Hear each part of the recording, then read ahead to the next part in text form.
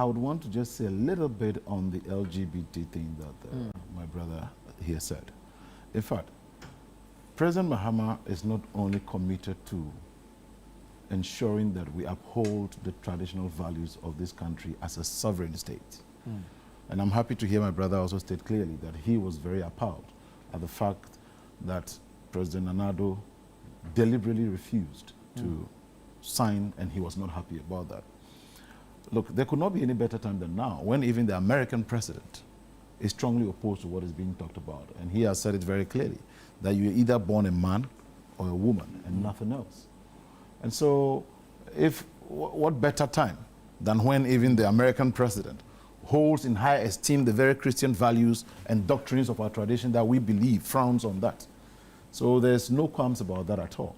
And let's not try to sway the debate into economic what have you. All that nonsense has not helped in any ways.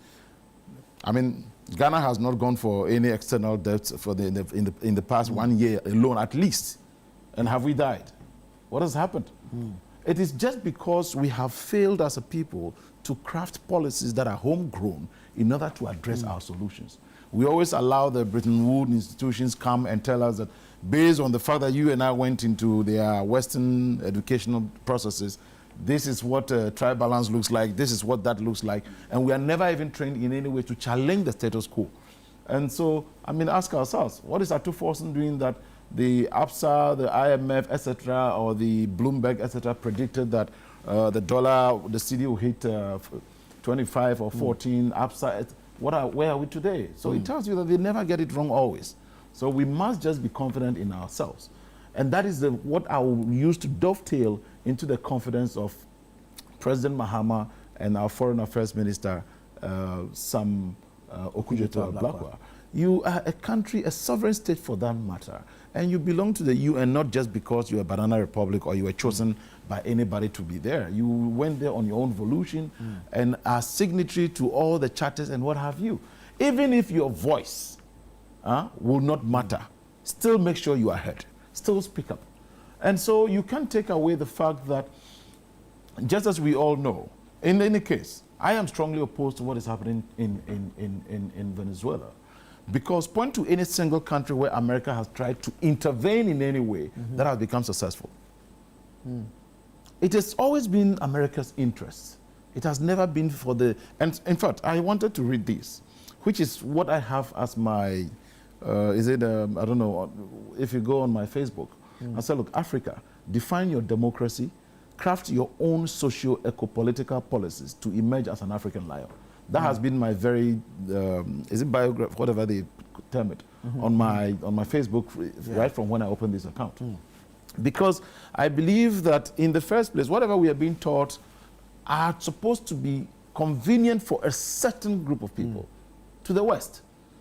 I mean, if you take the whole thing talked about even democracy, I do not think that what is suitable for Africa is really the democracy the Western world is pushing down our throats. We might, in Africa, probably need a benevolent dictator in order to be able to be strict. Why is it that when you go to the Western world, we all say, look, there's orderliness and all of that? You can never use that kind of democracy to put orderliness in Africa, in Ghana. Never. It won't work. Don't litter here, they litter there. So if you don't have somebody who has a bit of some toughness, you can't have it done. Now, it's also clear that President Donald Trump has made it very obvious that it is not only because of any other things rather than oil, which is a major area of concern. And don't forget that Donald Trump, it seems, is almost bombarding about 6 countries so far, Nigeria also being one. And this doesn't speak well for the world community. Yes, America is a world superpower. They've always had their interests. And because Maduro will now be trying to price their oil in other currencies than dollar, it will be affecting the dollar economy. And you know, the American economy, largely we can say, lives on a bit of a bubble. And so when these things are happening, the BRICS is already also having its chipping effect on America. But students of international relations and diplomacy will all stand firm to tell you, this falls flat before law. Be the UN Charter the international law, the sovereignty of the state. We cannot be saying here that because Maduro, I frown on whatever excesses he may also be doing in his country. Yeah. But we cannot say here that even in America itself, there are no excesses over there. Why don't we see on TV every day people who are virtually, you and I here can sometimes conclude that the mothers of people are in America. Because somebody just gets up, takes a weapon, he goes to a school and he's spraying human beings. What have you done? What are your gun laws doing to protect people, innocent citizens of your own country? But again, when you come to the democracy in Maduro's country, and also one major concern has been that the drug trade and all of that, it hasn't always gotten to do with the supply. The demand has also been there. So the very people who are in America, etc., who are also demanding these drugs should also be checked. If the demand is not there, the supply will also be there. It's because there's a demand for it.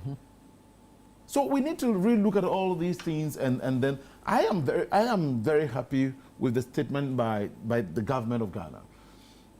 It is to make it very clear that what is happening there frowns on law, frowns on every available or possible charter that we are all signatories to.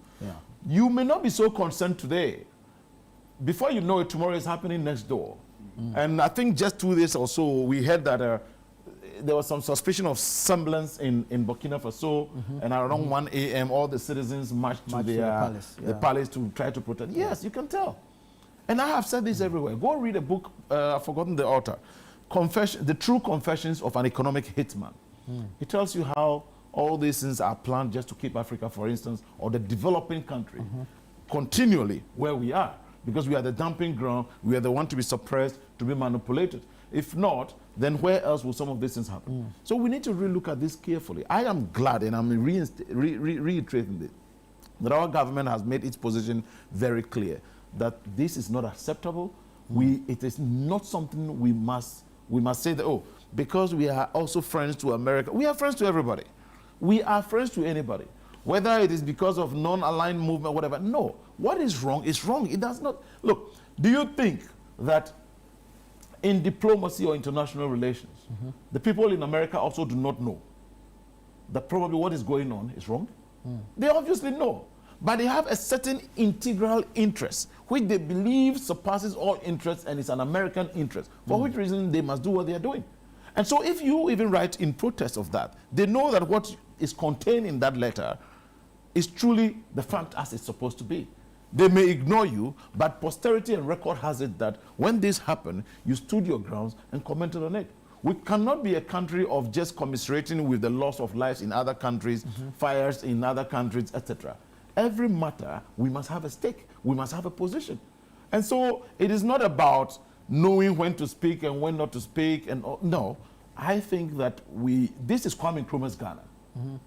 And we must begin to show the way. And don't forget that not long ago, our president was at the UN General Assembly and made a very significant statement where it called the attention of the world. And so we must be seen to be on that tangent, to be consistent with what we believe is. And being vocal is one of them. You cannot be a hypocrite. And so having said this, I think that the whole world is watching America. We know that they may also continue with their interests. It is the reason why there is the need for us to really look into the UN Security Council and other interests, because democracy, as they always want to preach it to us, is not what is being practiced after all. And so if you, Trump, you have gone ahead to do this, the people who elected their president, who claimed they didn't even elect him, it was rigged, whatever, they know the processes to go through. That is what brings us back to why I kept raising concerns that what the West describes to us as democracy may not be necessarily what will work for all of us. Now it is even becoming clear, because with Maduro's iron fist, whatever, it was becoming difficult for the people to oppose or to say that we didn't vote for him. So he also oppressing them. But it does not take the sovereignty, which is absolute, from that country. And it is only its citizens. Are we saying that, like I said, in Ghana here, in Cote d'Ivoire, in Togo, in US itself, in the UK, are there not excesses? Are they not practicing democracy? Are we not aware of sometimes how even there are legal bending of issues in the judiciary, etc., across the globe? So why are we pretending and wanting to zoom in on? that is why we all said that, well, thankfully, Donald Trump made it clear what the interest is. The world now needs to know, this is his interest. What do we do? What can we do? Is there anything that can be done? Do we just sit aloof? Because this is a world superpower. And what are the allies, the China, the Russia, etc.? What are they doing? And you see, these are the little things that, if care is not taken, can again explode into, God forbid, by the World War III or something else. Because if all other countries could be very reasoning, especially even the small ones, that look, this and that is happening, it means tomorrow they can do it to me also. Then the United States or the United African State that the Kwame Nkrumah was calling for long ago is as relevant today as it was even yesterday. Because if we do not come together and become a strong bloc, then we are all very vulnerable. So this is very sad, and it must not take another country to dictate or decide for another what their sovereignty is, what their democracy should be, what their economic prospects should be, and how they must be run. No. In effect, it means that every country in that sovereignty should be allowed to craft, like I said, should craft your own socio-eco-political policy that you think best fits your situation in order to run your country. So long as it is what will inure to the benefit of your people, that is it. But that has not been the case. We've all been told that there's something called democracy from the West, and it means that on average you go for 4 years, 2 terms, after that don't go again if you try. Look at Rwanda. You and I sitting here today can tell that for some time now, Rwanda has not been a real Western democracy. And they have been succeeding at it. A benevolent dictator, I call that. Because they are not trying to buy into the whole Western nonsense. Excuse me, for instance, if you go to Rwanda and you want to even set up a church, there's a minimum qualification you need to have, minimum education. So that you don't just go about doing any kind of thing and be giving fake prophecies and be saying this and all that. So there's a lot of, it also has its negatives. Just as I'm speaking now, if there are Rwandese also watching, they will be like, what is this guy saying? They may disagree with some of the things, but a lot of the world also takes a lot of lessons from Rwanda as well too.